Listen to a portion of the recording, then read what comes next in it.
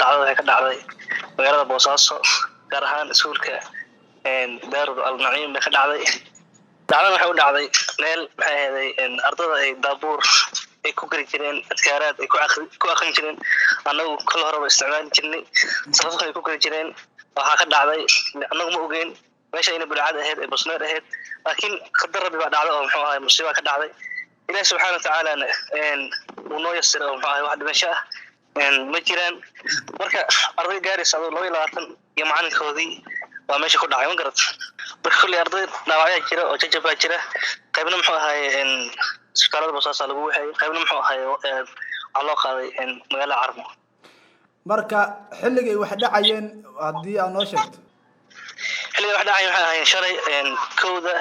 waa aan leeyahay 7 subaxnimo iyo maxay ahayd 20 marka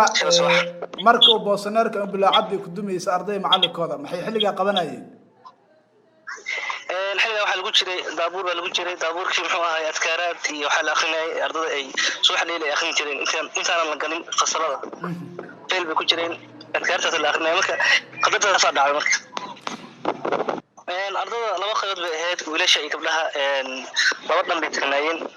anu waxaan tagnaa qaybta wiilasha macalinka kalena wuxuu tagnaa qaybta maxay ahayd gabdhaha marka musiibada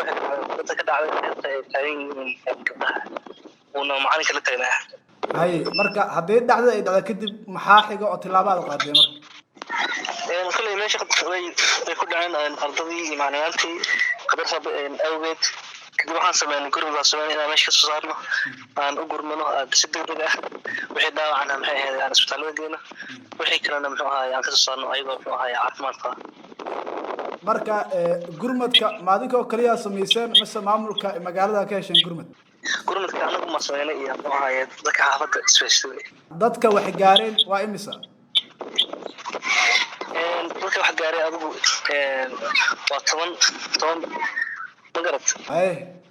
iyo macallinkii meesha ka shaqeynaa laakiin inta kale 12 kale maxay ahayd caadi ahaan bagu saarna marka waxa dhaawac qaba waa 10 arday iyo macallinkooda marka qayb baan waxaan qaadnay magaalada Carmo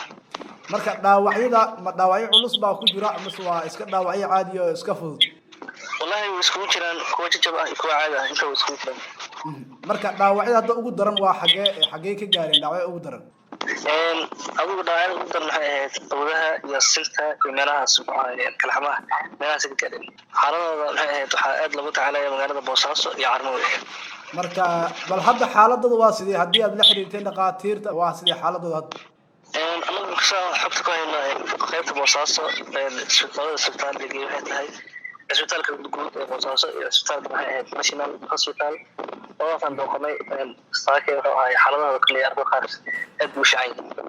laakiin xaalada wuxuu ahay Carmo jirta wuxuu u baahan kabitaan iyo wuxuu ahay dhiig iyo waxa loo diray kullu qorshaha ay u socdaa xaalada Carmo jirta marka hadii aad tiin maamulka iskoolka iyo soo kale arday iskoolka dhiganaysa dhacdo markii dhacdo kadib maxaa dareentay wallahi waa garan kartaa qofka mar haday khadar dhacdo family usmaarid in qofku uu argagax ka qaadayo waxaan ay tahay musiibo rabbaani ah Ilaahay subhanahu wa ta'ala uu soo dir qof kasta muxuu ahaa qalbi jilicsan uu dareemi karaa ciyaalkana meesha ku dhacay waa ciyaalka oo kale weeyo tabqasho wajita ma garata hay qofku aduu waxa arko aad ugu murgoonaya aad muxuu ahaa ugu walwalaya qadarta meesha ka dhacday sida adoo muxuu ahaa naaga waxaan ay la socdaan aad xaqiiqatan horta ugu naxaysa wax meesha dhacay hay marka dibkaasi muxuu ahaa musiibada meesha ka dhacday waxa qabsanay waalidiinta ciyaalka dhalay dhamaan wada Soomaaliyeed Bulaacad aan Boosaneerku ardada iyo macallinkooda la dumay madrasad dhexdeeda ku yiil mise madrasad banaankeeda Bulaacadaasi waxay ku taalaa madrasada gudaheeda barandada meesha deerka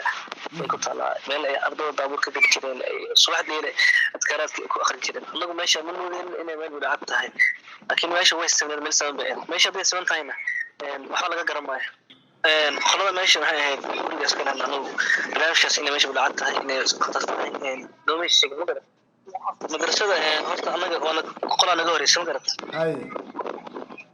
oo meesha waligeed darsi ahaan jirtay qolaa dhigan jirtay muxuu ahaa hadda dhigan jiray waligeed way fadnaan jirtay kadib baa qolada anaga kala wareegnaa ma garat hay ilaa hadda anagu waxaan joognaa 3 sano baan gacanta ku haynaa meesha hay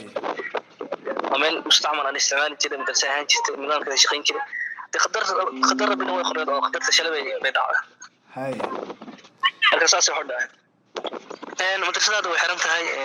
كل حالها متعالى إن الطبيعة حسوقات المدرسة دميلها قد واحد ودين كرمها ومن حرمة شيخ نظام وباهن وقرأ سوار بدن وباهن مل ودين فيه كرمها هاي لكن bulshada Soomaaliyeed baa isleen hay bal wax u badhay kartaan in loo badhigo sidee gacan muuqatay ku qadan lahaayeen qadarkaas